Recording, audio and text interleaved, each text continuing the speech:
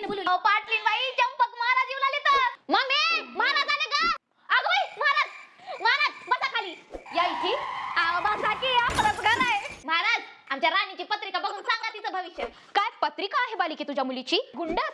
काय गोंडस लेकरू आहे? बाई माझं लेकरू ग. सर्व गुण संपन्न, जणू काय लक्ष्मीच. लक्ष्मी आव दसा महाराज माझ्या लग्नाचं सांगा हो. हिला तर लग्नातच पडलाय. राहू दे बालिके, लेकरू आहे हे.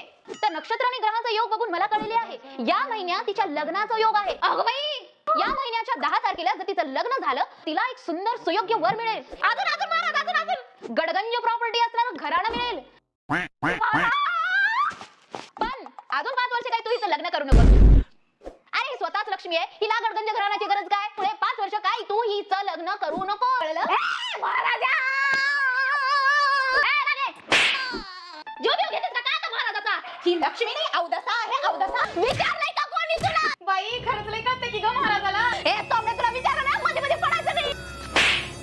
पाटील काकूला कसं बोलतीस का ग? भाव चाळीस का काय ग? यापुढे मी तुझ्या घरी कधीच येणार नाही. येऊ नको जा. माझा शाप आहे तुला. तुझ्या मुलीचं लग्न 5 वर्ष काय पुढच्या 50 वर्ष होणार नाही.